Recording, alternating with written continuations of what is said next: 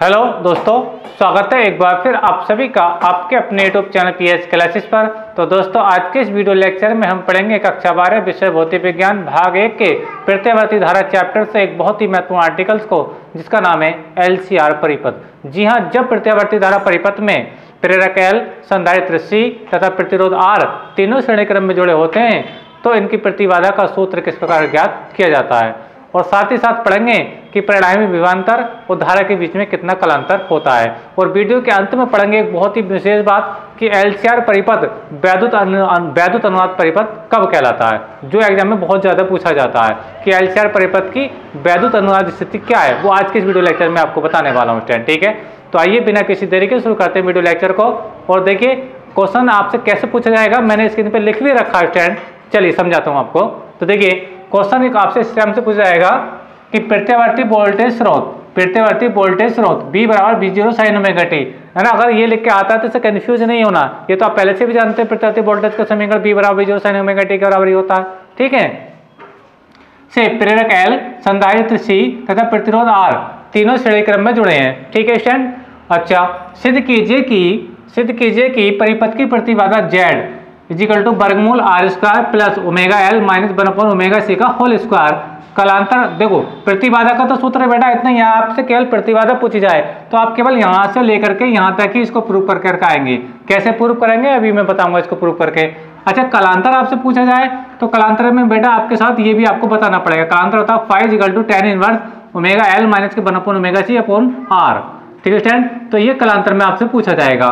अब ये सारी बातें मैं आपको बताऊंगा कि ये कैसे प्राप्त किया जाएगा, ये कैसे प्राप्त किया जाएगा, और वीडियो के अंत में ये भी बताऊंगा कि LCR परिपथ वैद्युत अनुनादी परिपथ कब कहलाता है स्टैंड, उसकी क्या शर्त है स्टैंड। ठीक है, और उस स्थिति में प्रतिबाधा की स्थिति क्या होती है, सब कुछ बताऊंगा स्टैंड। ठीक है, तो देखिए जैसे कि मैंने आपको देखिए समय बचाने के लिए आपके स्क्रीन पर LCR परिपथ को बना रखा है। देखिए जहाँ प्रेरक L, संधारित्र C और प्रतिरोध क्या है बेटा R, तीनों देखिए आप देख रहे हैं एक ही लाइन में जुड़े हैं। अर्थात अगर यहाँ से हम इसको करंट है अल्टरनेटिव करंट प्रतिवर्ती धारा, तो आप देखें कि जो करंट है बेटा तीनों में समान बहेगा, यानी धारा में कहीं भी कोई डिफरेंस नहीं आएगा। तीनों जो प्रेरक L है, संधारित्र C और प्रतिरोध तीनों में एक ही धारा प्रवाहित होगी, और हम इसको हम I देते हैं तो I धारा प्रवाहित होगी, और इस टाइप से सर्किट पूरा हो जाएगा स्टैंड। ठीक है। अच्छा, अब देखिए इससे संबंधित जो थ्योरी स्टैंड, इस आर्टिकल से संबंधित जो थ्योरी है उसका जो एक डायग्राम अभी और बनाया जाएगा। ठीक है, उसके बेस पे इसकी थ्योरी दी जाती है। ठीक है, क्योंकि इसमें 2-3 शब्द ऐसे रहेंगे जैसे अग्रगामी, पश्चगामी, है ना, तो उनको समझना बेटा बहुत ही ज़्यादा जरूरी है। तो चलिए पहले मैं उसको समझाता हूँ, फिर मैं इसकी थ्योरी को समझाऊंगा, वो डायग्राम बना दूंगा, तब इसको आपको समझने में कहीं भी कोई प्रॉब्लम नहीं आएगी। चलिए समझाता हूँ आपको। देखिए जब प्रत्यावर्ती धारा परिपथ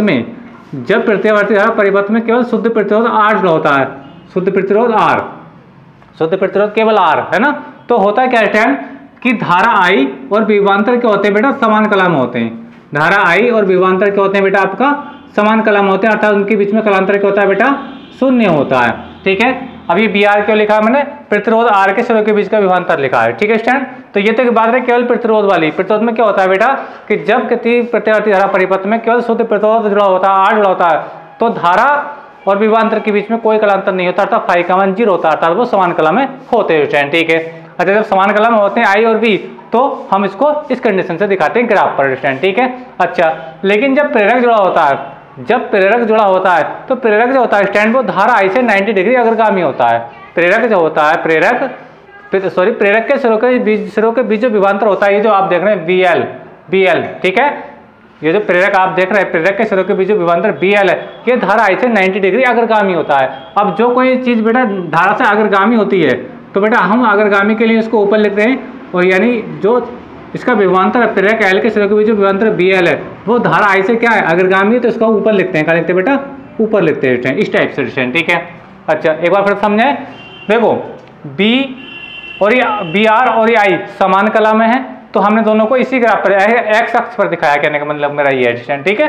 अच्छा, जब मैंने प्रेरक की बात करी तो प्रेरक के सिरों के बीच विभवांतर BL धारा I से 90 डिग्री अग्रगामी होता है। अग्रगामी का मतलब वो ऊपर की ओर ग्राफ बना दिया। अब यहाँ पे एंगल देखता हूँ 90 अंश ही आने वाला है I के और BL के बीच में। ठीक है।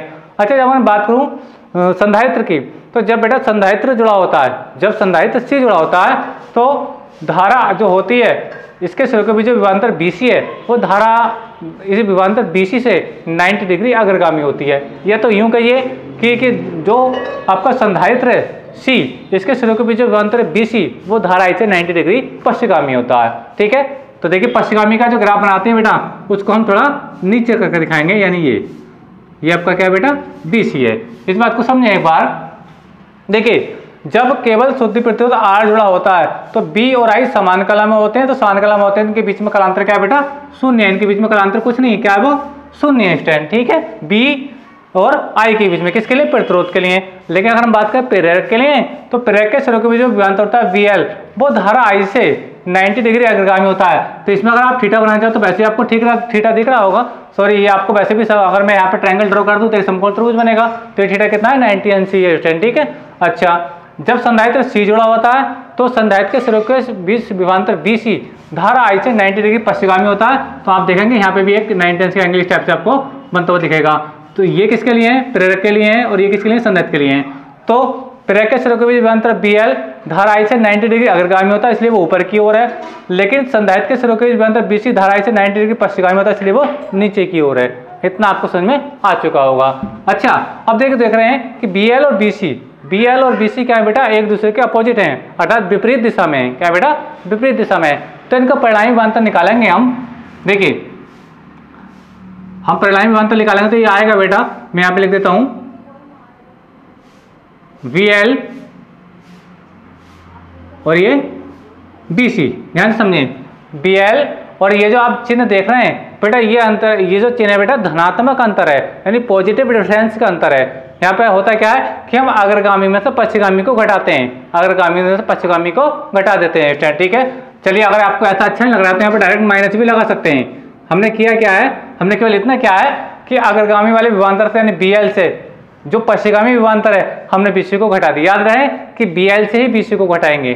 ठीक है, ये किसका परिणामी है, BL का, और BC का परिणामी विभवांतर क्या है, BL माइनस BC है स्टैंड। ठीक है, आयोग को समझ में आ चुका होगा। और चाहो तो इसको थ्योरी से मैं यहाँ हटा देता हूँ, इसको B' का नाम देते हैं। किसका नाम देते हैं बेटा, वो हम B' का मान दिए देते हैं। ठीक है, तो B' इज इक्वल टू क्या आपका BL माइनस BC। मैं थोड़ा इसको अच्छा तरीके से लिख देता हूँ ताकि आपको समझने में दिक्कत ना आए। B' बराबर क्या आपका बेटा BL माइनस BC। ठीक है, अच्छा अब ये जो B' है जिसका मान क्या है BL माइनस BC है, और ये क्या बेटा BR है, क्या बेटा BR। ठीक है, इनका परिणामी विभवांतर देखें, ये धारा का परिणामी विभवांतर देखें तो वो कहाँ आएगा, वो बेटा इस ओर को आएगा। ये ध्यान से समझें, मैं देख रहा हूं कि यदि ये जो B' देख रहे हैं जिसका मान BL माइनस BC है, एक तो इसका, और ये जो BR है इसका परिणामी विभवांतर मैं कहाँ देख रहा हूँ, यहाँ पर देख रहा हूँ। ठीक है, ये तो इसके बीच में एंगल कितना बनना है, ये आपका फाई है। क्या बेटा, फाई। ठीक है, अच्छा तो अब मैं देखिए यहाँ पे इस टाइप से एक ग्राफ ड्रॉ कर देता हूँ, इस टाइप से ये, और एक में से आपको ग्राफ ड्रॉ करूँगा इस टाइप से। ठीक है स्टैंड, आपको समझ में आ रहा होगा।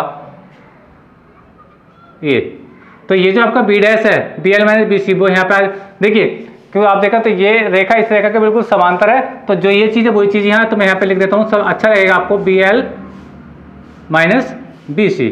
ठीक है स्टैंड, आयोग को समझ में आ रहा होगा। ठीक है, अब मैं बात करूँ किसकी, और ये जो मैंने इसको लाइन मिलाई है यही परिणामी विभवांतर है, ये क्या आपका बेटा B है। क्या है आपका B। चलिए पहले मैं थ्योरी को समझाता हूँ, बाद में इसको चीज़ को लिखकर दिखाऊंगा।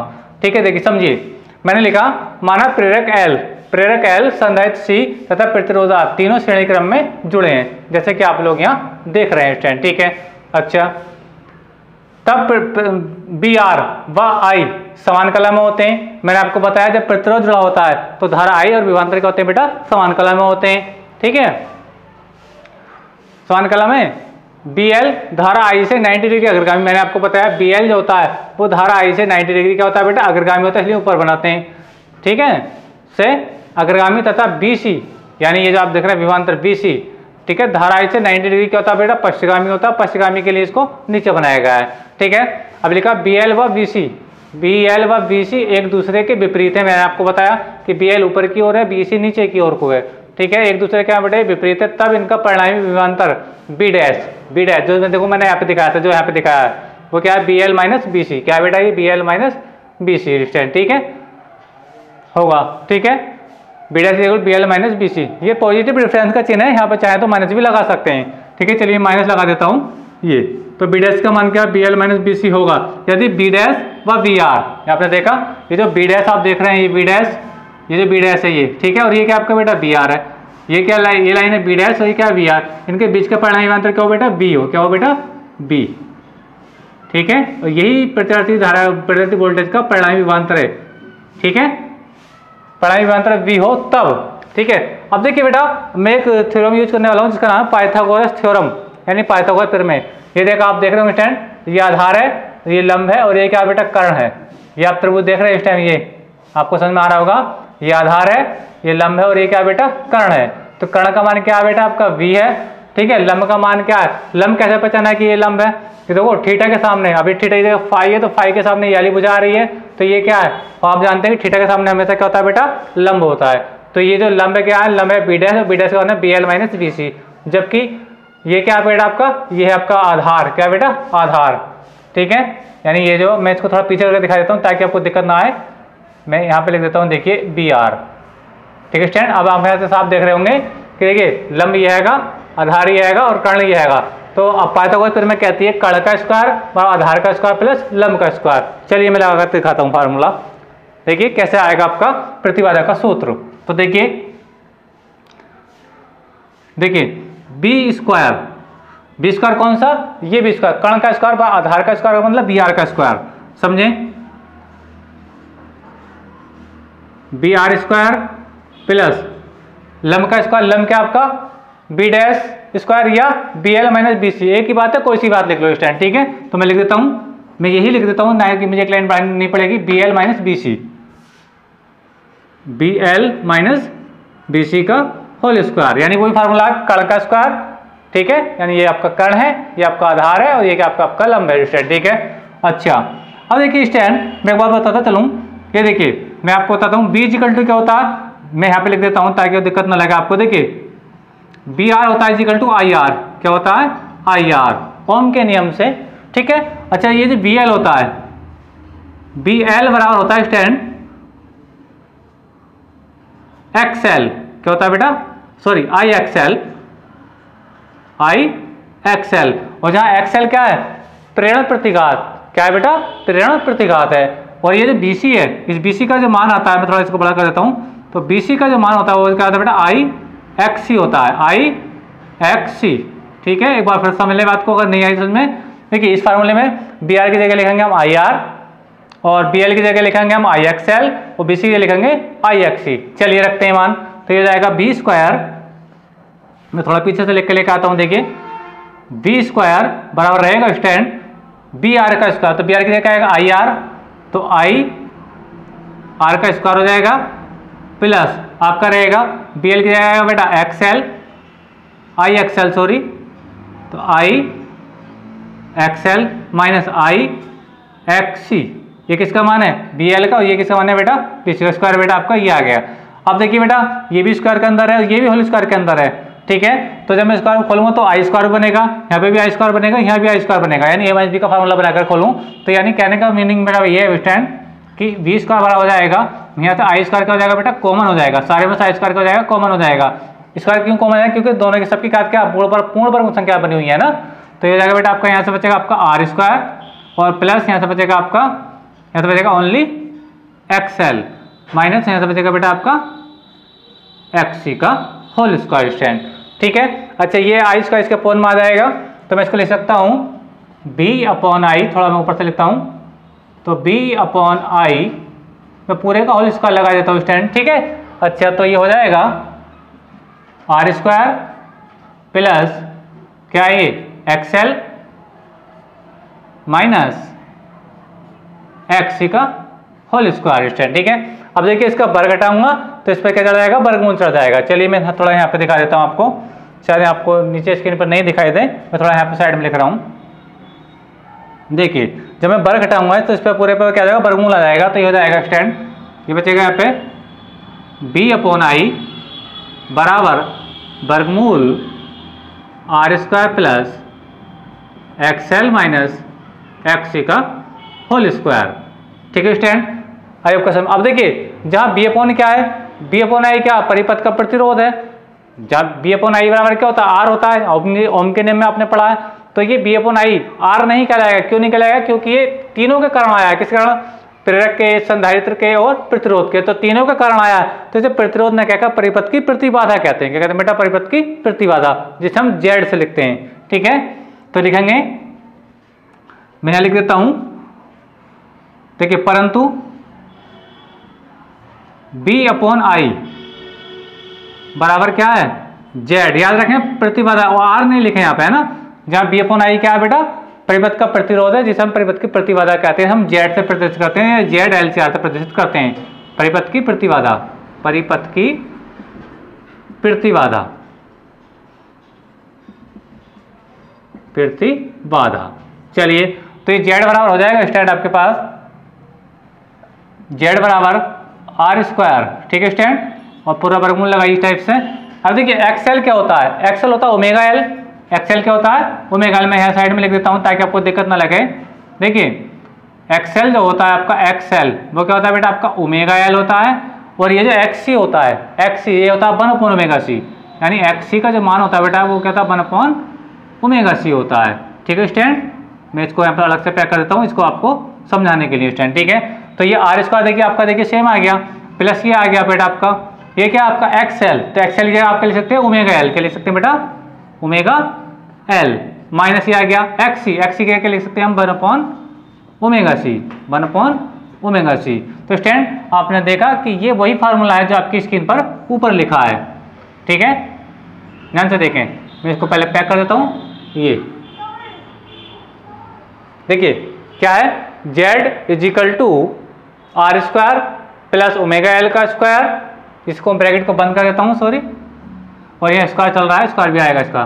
ठीक है, अब मैच करते हैं। देखिए आर स्क्वायर सेम बिल्कुल, प्लस भी आया, ओमेगा एल भी आ रहा है, माइनस 1 अपॉन ओमेगा सी का whole square, 1 upon omega C का होल स्क्वायर भी आ रहा है। ठीक है, तो ये रहा बेटा क्या?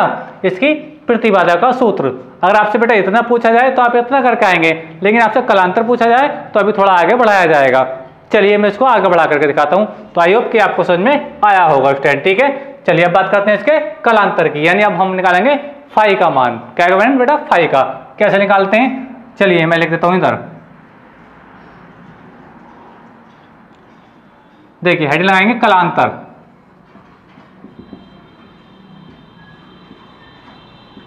कलांतर, ठीक है। अब देखिए इसमें फार्मूला लगाएंगे tan थीटा बराबर tan फाई, लेकिन थीटा इधर क्या बेटा? फाई है, यानी आपसे पूछे बी और आई के बीच परिणामी विभवांतर कलांतर। अगर आपसे ये लिख करके आ जाए कि बी व आई के बीच कलांतर भी बताइए, तो कलांतर ही निकाल रहा हूँ, इस चीज को याद रखें। ये आपको लिख कर भी दे सकता है, ये आपसे पूछ भी सकता है कह करके बी और आई के बीच क्या आपको कलांतर भी बताना हो। ठीक है, तब की कंडीशन है ये। तो देखिए tan थीटा बार क्या होता है? आप tan थीटा बार क्या होता है बेटा? लंब बटे आधार, लंब बटे आधार। अब देखिए लंब बटे आधार के लिए तो अब ये फाई, अब ये इसी त्रिभुज का फुर्सत मुझे यूज करना है। ये जो आप त्रिभुज देख रहे हैं इसी का यूज करना है। तो थीटा यानी फाई, फाई के सामने लंब क्या है? लंब है आपका बी डैश, बी डैश का मान क्या? B L minus B C. तो ये देखिए B L minus B C. ठीक है, ये लंब का मान है, अपॉन क्या? आधार। आधार क्या बेटा? आपका बी आर है। क्या ये? B R. ठीक है, मैं यहाँ पे लिख देता हूँ बी आर। ठीक है स्टूडेंट, देखिए एक बार फिर से tan थीटा का होता है लंब बटे आधार। तो ये आपका लंब है, ये जो भुजा आपको दिख रही है इसका मान कितना? B L minus B C. ठीक है, ये आपका लंब है। ठीक है, और ये आधार आपका बेटा आपका ये नीचे रखा है। ठीक है, अच्छा ये बी आर। ठीक है, अच्छा अब देखिए बी एल क्या होता है? आई एक्स एल होता है। बी एल क्या होता है? आई एक्स एल, जैसा भी मैंने बताया था। और बी आर क्या होता है? आई आर होता है। ठीक है, तो मैं लिख रहा हूँ, देखिए समझे बात को, थोड़ा मैं आगे बढ़ा देता हूँ। चलिए इधर देखिए बी एल की जगह लिखूंगा मैं आई एक्स एल, और इसकी जगह लिखूंगा 1 upon I X C, I X C. ठीक है, एक बार फिर से देखें कि बी एल को लिखेंगे आई एक्स एल और बी सी को लिखेंगे आई एक्स सी। ठीक है, तो मैं लिख रहा हूं, और अपॉन में क्या? I R, B R. तो बी आर को क्या लिखते हैं? आई आर लिखते हैं। क्या लिखते हैं बेटा? आई और ये आर। ठीक है स्टैंड, अब देखिए यहाँ से आई कॉमन आ जाएगा, जैसे कि आप देख रहे हो स्टैंड, बात को समझे अभी। देखिए ऊपर से क्या हो रहा है? आई कॉमन आ रहा है, और जब आई कॉमन आ जाएगा तो नीचे वाला ऐसे क्या हो जाएगा बेटा? कैंसिल आउट हो जाएगा। तो यहाँ आ जाएगा X L minus X C upon R. तो देखिए मैं बता रहा हूँ आपको, ये रहेगा आपका tan फाई बराबर रहेगा स्टैंड आपके पास, समझ बात को, रहेगा X L minus X C upon R. देखिए स्टैंड एक बार फिर समझे कि मैंने बताया कि ऊपर से आई क्या होगा बेटा, कॉमन आ जाएगा, कॉमन आने के बाद ये नीचे वाले आई से कट जाएगा, ठीक है। तो आई आपको समझ में आ रहा होगा। अब देखिए फिर से वही बात, एक्सएल क्या होता है, देखिए मैं अगर आप इतना करे आएंगे तब भी वही बात है, ठीक है। और इसको बिल्कुल मैच करना चाहते हैं तो मैच करके भी इसको दिखाई देता हूँ। अब एक्सएल की जगह क्या लिखेंगे, एक्सएल लिखेंगे ओमेगा एल, और एक्सी की जगह क्या लिखेंगे 1 अपॉन ओमेगा सी। चलिए लिखते हैं, तो ये हो जाएगा स्टैंड।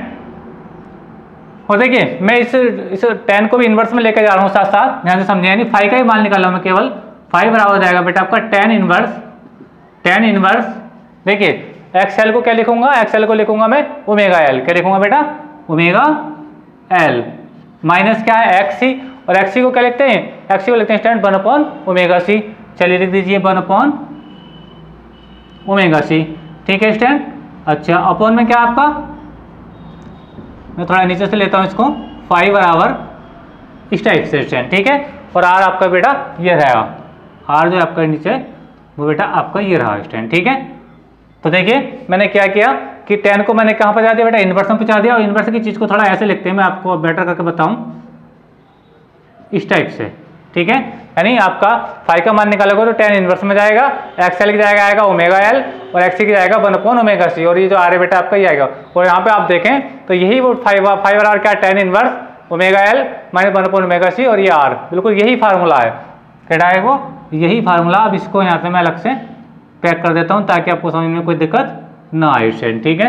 ये सिर्फ कलांतर का सूत्र है, क्या बेटा, ये कलांतर का फार्मूला है ये, ठीक है स्टैंड। अच्छा तो ये रहा इसका कलांतर स्टैंड। अगर अब आपसे पूछा जाता है कि वैद्युत ये एलसीआर परिपथ वैद्युत अनुनाद कब कहलाता है, यानी वैद्युत अनुनाद एलसीआर परिपथ में वैद्युत अनुनाद की स्थिति कब आती है, वैद्युत अनुनाद की स्थिति कब आती है, चलो उसको समझते हैं, ठीक है। तो देखिए वैद्युत अनुनाद को समझने के लिए देखिए, अगर एक्सएल और एक्सी के मान, बात को समझना, वैद्युत अनुनाद बता रहा हूँ, क्या बता रहा हूँ बेटा, वैद्युत अनुनाद। चलिए मैं डाल देता हूँ अलग से, वैद्युत अनुनाद, ये बहुत ज्यादा पूछा जाता है स्टैंड, अनुनाद ये कब होता है।